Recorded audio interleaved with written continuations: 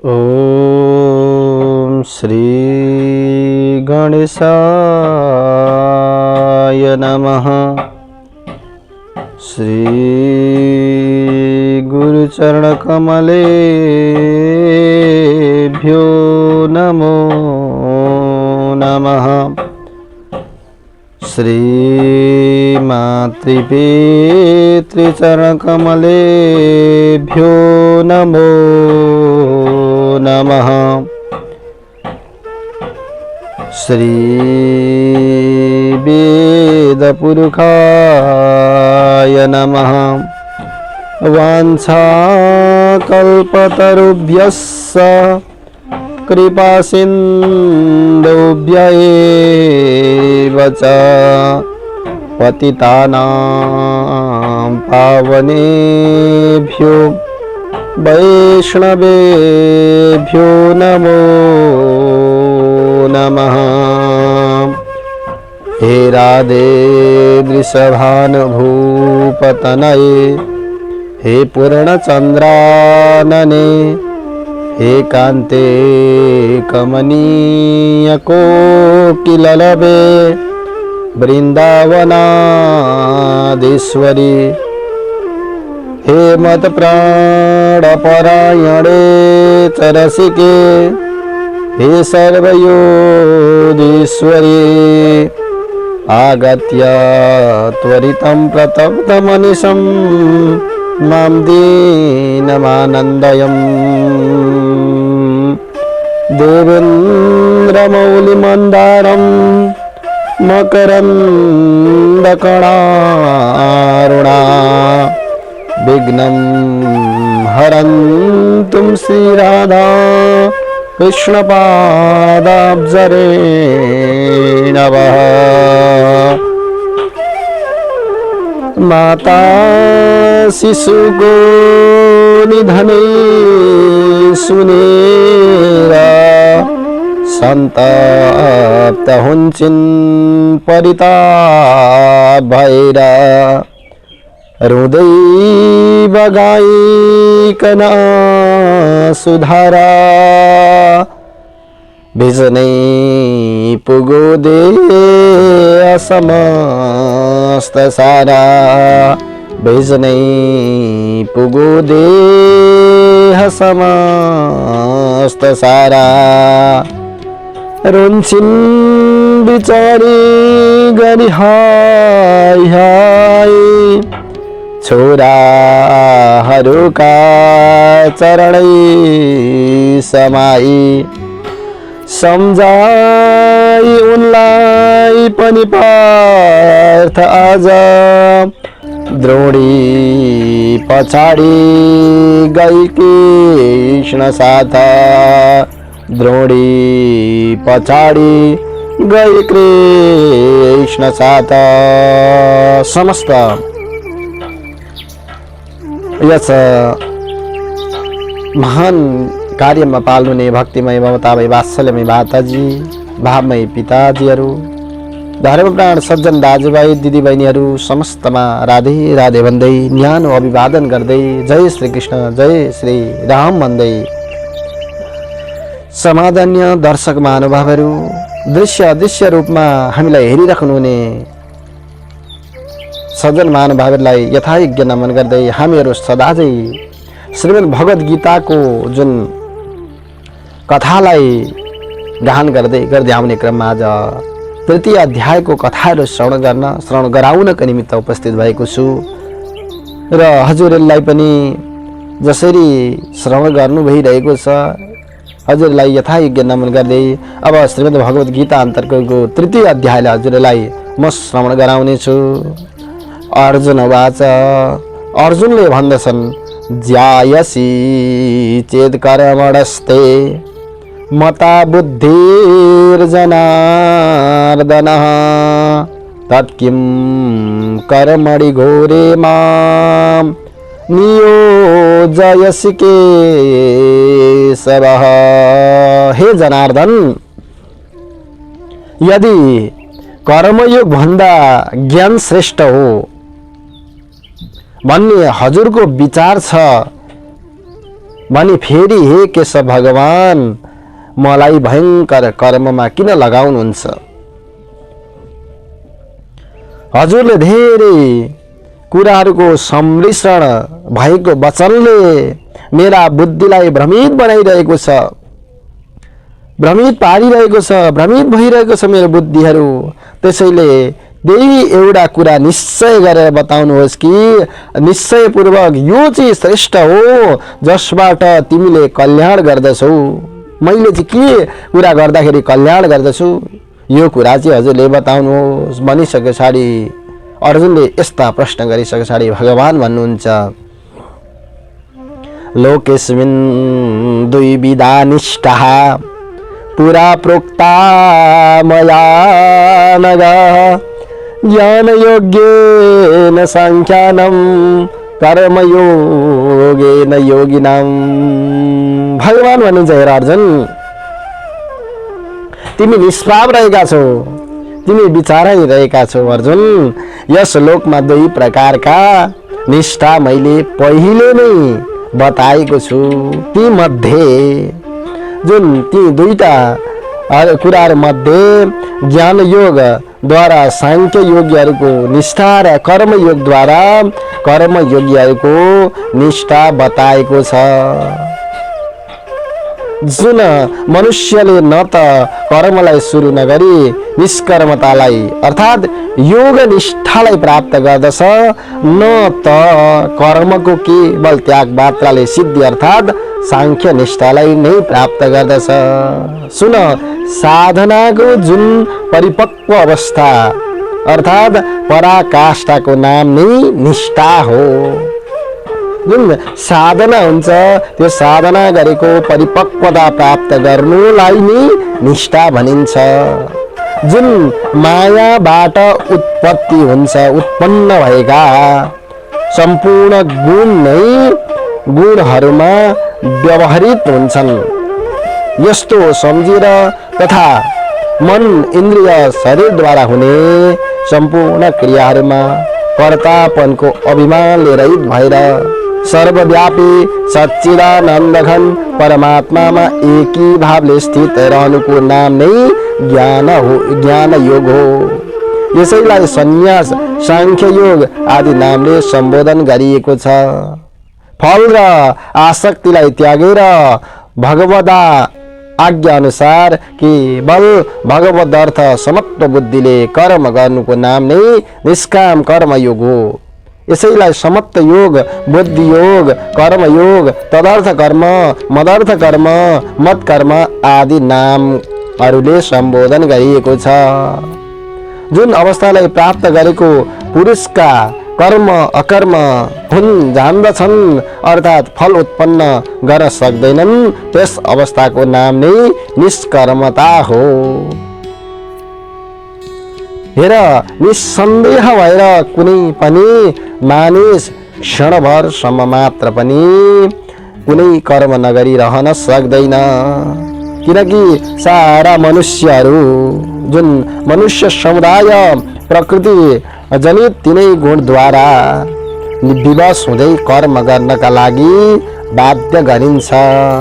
कर्मेन्द्रियाणि संयम्य य आस्ते मनसा स्मरन् इन्द्रियार्थान् विमूढात्मा मिथ्याचारस्य उच्यते। मूढ बुद्धि भएको जो पुरुष रहेको छ, कर्म इन्द्रियलाई नियन्त्रण गरेर मनै इन्द्रियका विषयको चिन्तन गरिरहन्छ, त्यो पुरुषलाई मिथ्याचारी अर्थात् दम्भी मानिन्छ। जुन पुरुषले चाहिँ के गर्छ भन्दा मूढ बुद्धि भएको जो पुरुष कर्म इन्द्रियलाई चाहिँ नियन्त्रण गरेर मनै कर्म इन्द्रियलाई नियन्त्रण गर्छ, मनै चाहिँ त्यो जुन मिथ्याचार कुराहरूलाई गरिरहन्छ त्यो चाहिँ दम्भी मानिन्छ। अनि हे अर्जुन, जुन पुरुषले मनद्वारा इन्द्रियहरूलाई बसमा राखेर आसक्त अनासक्त भई समस्त इन्द्रियद्वारा कर्मयोगको आचरण गर्दछ, त्यही श्रेष्ठ पुरुष हो। तिमीले शास्त्र विहित कर्म गर, किनकि कर्म नगर्नुभन्दा कर्म गर्नु श्रेष्ठ हो। कर्म नगर्नाले तिम्रो शरीरको निर्वाह पनि सिद्ध हुँदैन। यज्ञका लागि गरिने कर्मभन्दा अतिरिक्त अन्य कर्महरूमा लागेर नै यो मनुष्य समुदाय कर्महरूले बाँधिन्छ।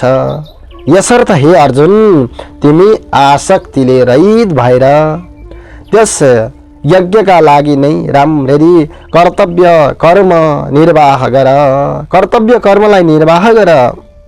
जुन प्रजाका स्वामी ब्रह्माजीले सृष्टिको आदिमा पनि यज्ञसहित प्रजाहरू सृष्टि गरेर भन्नुभयो, तिमीहरू यस यज्ञद्वारा समृद्धि लाभ गरेर र लाभ गर। यो यज्ञ तिमीहरूका अभिष्ट कामनाहरू परिपूर्ति गर्ने बनौ। देवान् भावयतानेन ते देवा भावयन्तु भ, परस्परम भावयन्त श्रेय परमवाप्स्यथ। तिमीहरू यस यज्ञद्वारा देवताहरूलाई उन्नत तुल्याऊ र देवताहरूले पनि तिमीहरूको समुन्नति गरून्। यस प्रकार दुवैले एकले अर्कालाई उन्नत तुल्याउँदै परम कल्याण प्राप्त गर्नेछौ भनेर यस्ता प्रकारले ब्रह्माजीले भन्नुभयो। अनि यज्ञद्वारा जुन बढाइएका देवताहरूले नमागिकनै तिमीहरूलाई निश्चय नै इच्छा लागेका भोग्य वस्तुहरू दिनेछन्। यस प्रकार देवताहरूद्वारा प्रदत्त भोग्य वस्तुहरू यी देवताहरूलाई समर्पण नगरी जो पुरुष आफू मात्र उपभोग गर्दछ त्यो अवश्य नै चोर हो। भुञ्जते ते त्वघं पापा ये पचन्त्यात्मकारणात्, यज्ञशिष्टाशिनः सन्तो मुच्यते सर्वकिल विषय। जो श्रेष्ठ पुरुष रहेको छ, यज्ञ गरेर जुन शेष रहेको अन्न भोजन गर्दछन् तिनीहरू सबै पापहरूबाट मुक्त हुन्छन्। तर जो आफ्नो शरीर पोषणका लागि मात्र अन्न पकाउँछन् ती पापीहरूले त पापलाई मात्रै भोग्दछन्। त्यसै कारणले गर्दा समादरणीय सज्जन महानुभावहरू एकपल्ट राधे राधे भनिदिनु न। राधे राधे। यस्ता प्रकारले सम्पूर्ण हामीले चाहिँ जुन अन्न पाएको, हामीले अन्न लगाएका छौँ, त्यो अन्न लगाउँछौँ। अन्न लगाएर जब पाक्छ, पाकिसके पछाडि हामीले नवान्न प्राशन गर्ने भन्छौँ। जुन अन्न नयाँ अन्न ल्याउँछौँ, घरमा भित्र्याउँछौँ, भित्राइसकेपछि सर्वप्रथम भगवानलाई त्यो नयाँ अन्नको बनाएर कुनै खानेकुरा बनाएर भोग लगाउँछौँ अनि पूजाआजा गर्छौँ अनि त्यसलाई ग्रहण गर्छौँ भने त्यो अवश्यमेव त्यो यज्ञ सकियो। यज्ञ सकिएपछि त्यो यज्ञको रहेको भाग चाहिँ हामीले त्यो चाहिँ अन्न चाहिँ हामीले ग्रहण गऱ्यौँ। त्यो गऱ्यौँ भने पाप हामीले ग्रहण गऱ्यौँ न। यसो गऱ्यौँ न भने हामीले पापलाई ग्रहण गरिरहेका छौँ, कुनै अन्नलाई ग्रहण गरेका छौँ भन्ने बुझ्नु पर्दछ भनेर यो कुराको यो तृतीय अध्यायको जुन 13औं श्लोकले पुष्टि गरेको छ। समादरणीय सज्जन महानुभावहरू, जब हामीले यज्ञ गर्छौँ, अब हेर्नु यज्ञको महत्त्व ठुलो बताएको छ। गीताको तृतीय अध्यायमा भन्नुहुन्छ, अन्नाद् भवन्ति भूतानि पर्जन्यादन्न सम्भव, यज्ञाद् भवति पर्जन्यो यज्ञकर्म समुद्भव। यस्तो मिठो श्लोकमा बताउनुहुन्छ, भन्नुहुन्छ यज्ञाद् भवति पर्जन्यो यज्ञकर्म समुद्भव। समस्त प्राणीहरू अन्नबाट उत्पन्न हुन्छन्। बताउनु भने अन्नाद् भवति भूतानि, समस्त प्राणीहरू जुन अन्नबाट उत्पन्न हुन्छन्। जब अन्न चाहिँ वर्षाबाट अन्न पैदा हुन्छ हैन त, राधे राधे। अनि वर्षाबाट जुन अन्न पैदा हुन्छ अनि यज्ञबाट वृष्टि हुन्छ। जुन हामीले यज्ञ गरेका बेलामा जलवृष्टि भयो भने त्यो यज्ञ पूर्ण भयो भन्ने सम्झिँदा हुन्छ। अनि वृष्टि हुन्छ र यज्ञ विहित कर्मबाट उत्पत्ति हुन्छ र कर्म समुदायलाई तिमी वेदबाट उत्पन्न र वेदलाई अविनाशी परमात्माबाट उत्पन्न भएको बुझ। त्यसैले सर्वव्यापक परम प्रभु परमात्मा परम अक्षर परमात्मा सधैँ यज्ञमा प्रतिष्ठित हुनुहुन्छ। हे पार्थ, जसले यस जुन लोकमा परम्परादेखि चल्दै आएको सृष्टि चक्रको अनुसरण गर्दैनन्, अर्थात् कर्तव्यलाई पालन गर्दैनन्, कर्तव्यमा आफ्नो जुन परम्परामा चल्दैनन्, इन्द्रियहरूद्वारा विषय भोगमा रमण गर्ने र पापमय जीवन भएको पुरुष बाँच्नु व्यर्थ रहेको छ। परन्तु जुन मनुष्य आत्मामै रमण गर्ने र आत्मामै तृप्त तथा सन्तुष्ट हुने खालको छ, उसका लागि कुनै पनि कर्तव्य रहँदैन। यस्ता प्रकारले कर्तव्यको कुरा यहाँ बताउनुहुन्छ। अनि त्यस महापुरुषलाई, जुन महापुरुष रहेका हुन्छन्, यस विश्वमा न त कर्म गर्नुको कुनै प्रयोजन रहन्छ, न कर्म नगर्नुको नै कुनै प्रयोजन रहन्छ, तथा सम्पूर्ण प्राणीहरूमा यसको थोरै मात्रा पनि स्वार्थको सम्बन्ध रहँदैन। यसर्थ तिमी निरन्तर नित्य आसक्तिदेखि पर रहेर सधैँ कर्तव्य कर्मलाई उचित रीतिले गर्दै गर, किनकि आसक्तिबाट रहित भएर कर्म गर्दै गरेको मनुष्यले परमात्मालाई प्राप्त गर्दछ। कर्मणैव हि संसिद्धि मास्तिता जनकादया सयत् प्रमाणं कुरुते लोकस्तदनुवर्तते। जनकादि ज्ञानीजन, जुन जनकादि ज्ञानीजनले पनि आसक्ति रहित कर्मद्वारा नै परम सिद्धिलाई प्राप्त गरे र परम सिद्धिलाई प्राप्त गरे। यसर्थ लोक संग्रहलाई विचार गर्दा पनि तिमी कर्म गर्नका लागि नै योग्य छौ, अर्थात् तिमीले कर्म गर्नु नै उचित हुनेछ। श्रेष्ठ पुरुषले जे जस्तो आचरण गर्दछन्, अन्यले पनि त्यस्तै आचरण गर्दछन्। उसले जस्तो प्रमाण बनाउँछ, समस्त मनुष्य समुदायले त्यसै अनुसार व्यवहार गर्न थाल्दछन्। हे अर्जुन, तीनैवटा लोकहरूमा मेरा लागि न कुनै कर्तव्य छ, न कुनै प्राप्त गर्नु पर्ने वस्तु, अप्राप्य नै छ। तैपनि म आफ्नो कर्तव्य कर्ममा लागि नै रहेको छु। हेर अर्जुन, म लागि नै रहेको छु।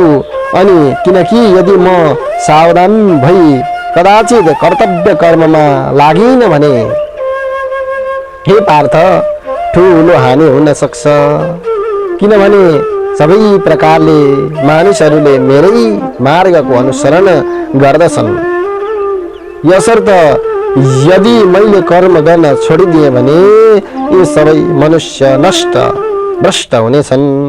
शङ्करस्य च कर्तास्य मुपहन्यामि मा प्रजा। अनि म वर्ण संकारको कारक हुनेछु र समस्त प्रजाको विनाशक पनि बन्नेछु। हे भारतवंशी अर्जुन, कर्ममा आसक्त भएका अज्ञानीहरूले जुन विधिले कर्म गर्दछन्, विद्वानले पनि लोक संग्रह गर्ने चाहनाले आसक्ति रहित भई त्यसै अनुसार कर्म गरून्। परमात्मामा समाहित चित्त भएको युक्त ज्ञानी पुरुषले शास्त्रविहित कर्ममा आसक्त भएका अज्ञानीहरूको बुद्धिमा भ्रम उत्पन्न नगराओस्, अर्थात् उनीहरूले गरिरहेको कर्मप्रति अश्रद्धा उत्पन्न नगराओस्। बरु यस्तो ज्ञानी पुरुषले समस्त कर्म उचित तरिकाले गर्दै अरूलाई पनि कर्म गर्न लगाओस्।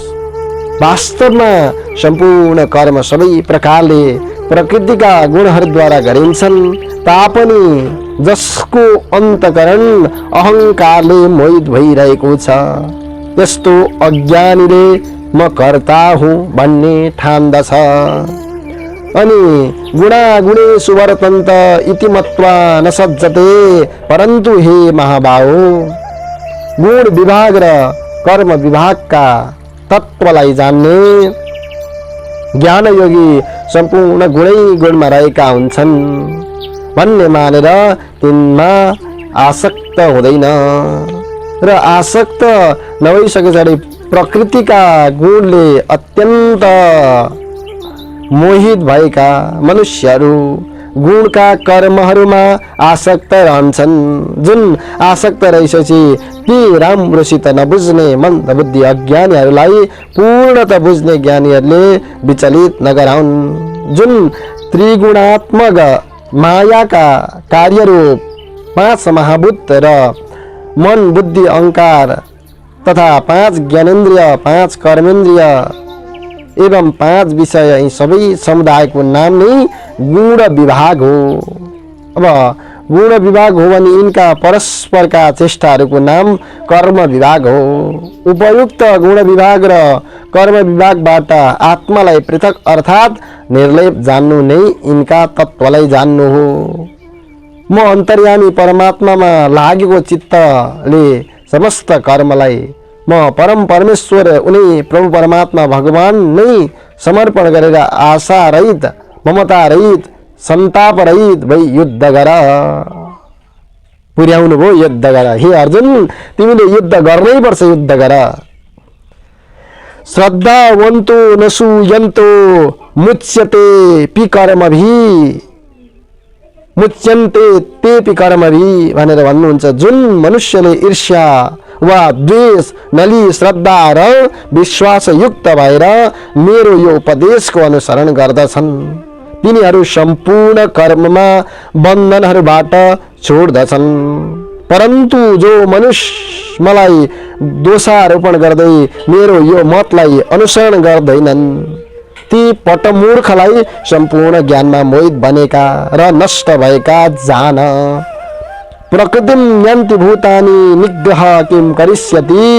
जसरी समग्र प्राणीहरू प्रकृतिमै परायण हुन्छन्, प्राप्त हुन्छन् र आफ्नो स्वभावको बसमा पर्दै कर्म गर्दछन्, ज्ञानवानले पनि आफ्नो प्रकृति अनुसार चेष्टा गर्दछन्।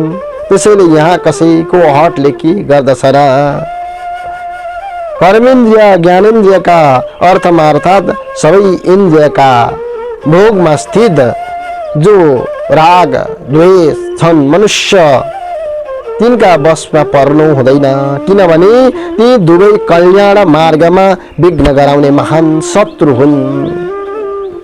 स्वधर्मे निधनम श्रेय परधर्मो भयावह।